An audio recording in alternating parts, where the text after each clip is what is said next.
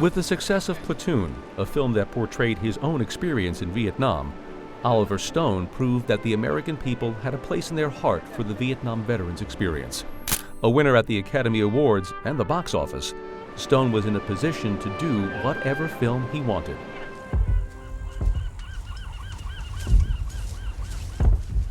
He chose to fulfill a promise he made to a fellow veteran and make Born on the 4th of July.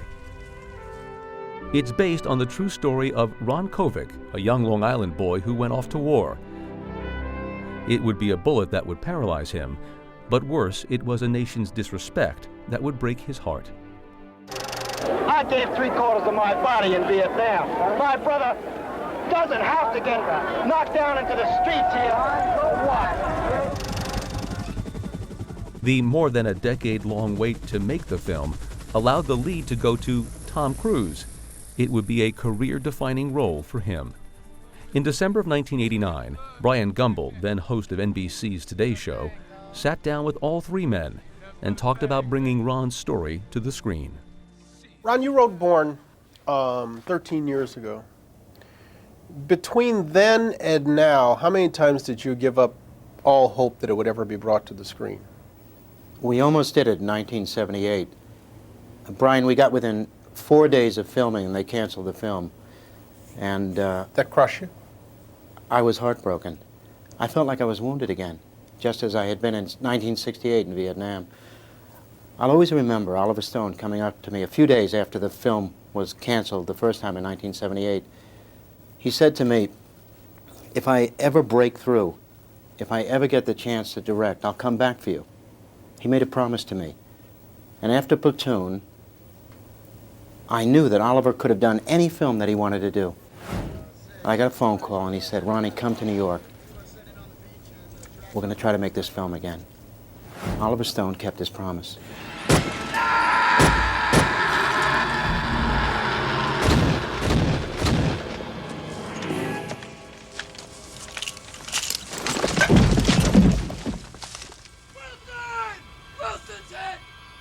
Oliver, doing Born, by all accounts, fulfilled kind of a long-term promise that you had made as much to yourself as to Ron Kovic. But why do Born when, by all other accounts, you had already done the definitive Vietnam film? Well, I mean, there was the Iliad and there was the Odyssey, you know. You had to get the warriors home.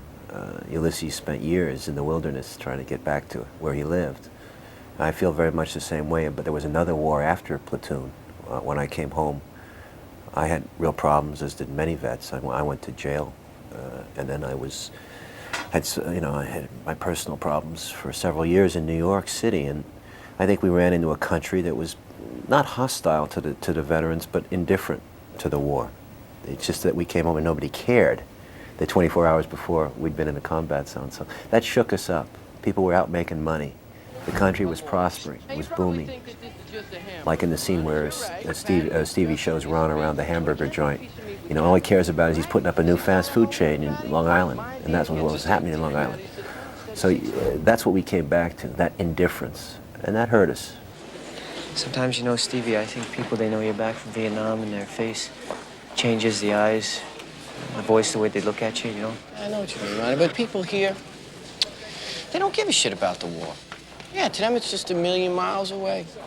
It's all bullshit anyway. I mean, the government sold us a bill of goods and we bought it. We got the shit kicked out of us. For what, huh? You mean we, Stevie? You were in college, man. Let me go back to square one with you.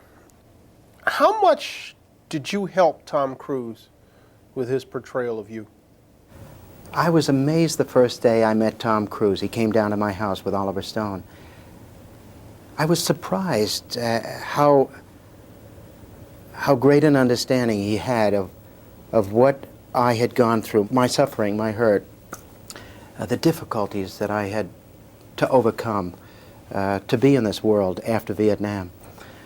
Tom made it very clear to me that he was going to give this film everything he had and that he was not going to let me down. He knew the difficulties we had had in the past, and he made a promise to me on that day at my house that he would make this film. And you know, during the making of the film, I had an amazing amount of access on the set. It was a great experience for me, Brian. It was a tremendously learning experience. Tom would come up to me in the wheelchair, looking just like me.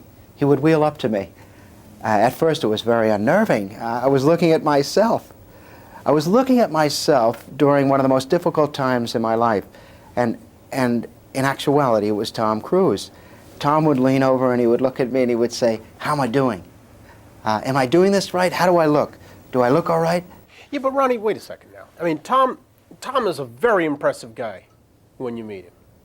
But do you mean to tell me that the first time Oliver ever came up to you and said, "Okay, you know who's going to play you, Tom Cruise," that your mind didn't immediately say, "Hey, wait a second, just a second here. You know Top what? Gun, right wing, propaganda, he's going to play me?" No, I believed Oliver when he told me that Tom and I had a lot in common. I knew Tom had come from a working class background. I knew that he had grown up Catholic. I knew he was a lot like me. You know, when Tom came down that day, I wasn't really sure. But in the 3 hours he spent with me in my kitchen, telling me his understanding of my story, I believed that he could do it. I remember in the VA hospital, there was a very difficult scene that you'll see in the movie. There was a silence on the set. Everyone was watching. Everyone realized that something very special was happening. The scenes were explosive. And we felt we were watching we felt that something very important was happening. And it was. This goddamn fucking place. I need a bath. Don't be raising your take a voice bath. at me, Mr. Kovic. You watch your mouth. Would you people help me, huh? What's the matter with you? I don't feel right. I don't feel right either. I need to see the doctor. I need to see him now! Not available I now. want to see him now! He's always too busy, isn't he? What's eating you now, Kobe? Fucking shit! You going out the deep end? Amputate that leg, you going like this? What do I have to do? What do I have to do to Hey, make man, you people don't ever listen put to your me? hands on me. All I'm saying is I just want to be treated like a human being. What in that shit? Just want to keep me fucking fine, drunk so I don't know what's going on around here, man. This place is a fucking slum. You went out, man. Fine. We take that leg of yours, we get you out of here in 2 weeks. I want my leg. Why? I want my leg. Why? You can't feel it no how? It's my leg. I want my leg, you understand? Can't you understand that? All I'm saying is I want to be treated like a human being. I fought for my country. I am a Vietnam veteran. I fought for my country. I deserve to be treated for decent. Vietnam. Decent. I heard that right, you fuck. Vietnam don't mean nothing to me, man. Or any of these other people. You got it? Tom, by all accounts, you really want to do this film. You agreed to defer your salary in order to do Born on the Fourth. Why? Why was it important to you? Well, I'd known Oliver and I'd met Ron, and I felt very committed to them, and I felt it was just a powerful script and a great character, and I felt it was an important film. What's key to the portrayal, do you think, of playing Ron Kovic? Never giving up and searching for the truth. That's what I felt was key, one of the key things in playing Ron, that you had to get beyond. And the film isn't about a man in a wheelchair. It's a film, really, you look at it, I mean, the country became an invalid. It was a crippling time for this country. And that, you had to get beyond this man in a chair. It's his own personal,